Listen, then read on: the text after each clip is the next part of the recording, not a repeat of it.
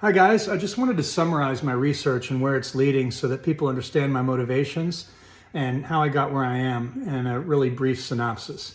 So originally when I was researching the Dead Sea Scrolls and came across a demon by the name of Belial, I realized that there was something peculiar about his being a fisher of men. The whole motif of capturing men in nets sounded very familiar to somebody who used to be a Christian evangelical type of thinker. So as I started to research where Belial disappears in the New Testament and in our culture and what replaces him, I discovered that it was actually Christ that shows up and replaces him. Kind of like a Clark Kent and a Superman scenario where the two are never in the same room at the same time. The only time that we do see them together is the only time that Belial is mentioned in the New Testament, when Paul brings him up in a harmonic relationship, which he uses the Greek word symphonesis to relate Christ and Belial.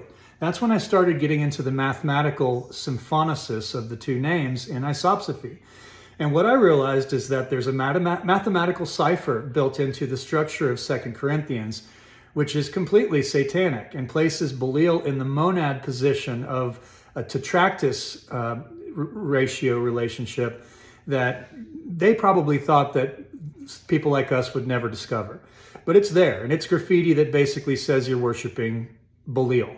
And when I went back further to figure out how this started, if this was a corruption of something holy in the Old Testament that began this, I found out that the Old Testament is just as suspect as the New Testament. And the reason is because when you go back and look at the history about why the Old Testament, the Septuagint, was put together by Ezra under the Maccabees' leadership, which was under the Roman government, the Babylonian government leadership. They did this software patch known as the Old Testament out of necessity because they were up against the first major revolution in human consciousness against the monetary system that Babylon had kind of trapped an entire population, an entire species in. And no one had ever seen anything like the monetary system and the tax and the priesthood blessing carcasses system that was running out of that temple, that second temple that went where Solomon's temple originally was. And so they completely seem to have inverted a wisdom that was inherited before that time by the Zadokites, which were then exiled to the desert, along with the Pythagoreans. They joined, they became a hybrid organization known as the Sons of Dawn, Sons of Light, whatever you want to refer to them as.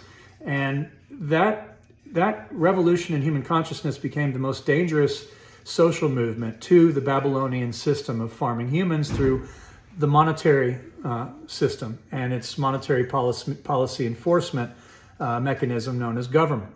And so they invented a software patch that was monetized, known as the Old Testament or Septuagint. And that worked pretty good for a while until it didn't. The second revolution in human consciousness was also Pythagorean. We are told it is Jewish so that we are deviated from the trail pretty heavily. And we can't, it's hard to imagine a Jewish movement that's anti-money. It's hard to imagine a Jewish movement that's anti-meat. And it's hard to imagine a Jewish movement that's anti-government. But it's very easy to understand that these were the teachings if you understand that Pythagoras was the original righteous teacher that started all of this desert aesthetic fourth philosophy movement in the desert. He just hadn't named it yet. Not that anyway. And so the fourth philosophy was named by Josephus, not because it was insignificant, but because it stood on a pedestal with the first three philosophies that governed all of Judea, which was the Sadducees, the Pharisees, the Essenes were the third philosophy. And the fourth was so important that it was the cause of all of Rome's troubles for 65 years, from the original tax rebellion with the census of Cyrenius and leading all the way to the destruction of the Second Temple in 70 AD. And then Masada not long after that, and then the Bar Kokhba uprising not long after that. And then we see Paul's letters being published by Marcion right after the Bar Kokhba uprising as a way to seal this revolution so it never comes back again. The New Testament became a software patch to stop the second sequel Pythagorean revolution in human consciousness against the monetary system. We didn't even know there were revolutions against the monetary system of controlling humans. That's been erased by all of this. So those two software patches are the Old Testament and the New Testament, and they were produced by the monetary system to keep us in line with monetary policy enforcement, government, bad dietary wisdom, which is profitable for them, and then, of course, the participation in the monetary system and subjugation to government, paying tribute to government, all things that were complete violations of the soul's wisdom before these software patches showed up. So my work is not just to show that this literary invention of Jesus Christ was a costume placed over a pre-existing demonic entity that fished for men with these nets of inverted wisdom, but it's still ongoing. It's a crime that is still ongoing. And I think that it's time that we pop off again with a third revolution in human consciousness against this system of controlling humans through monetary coercion. I think the third time is going to be a charm.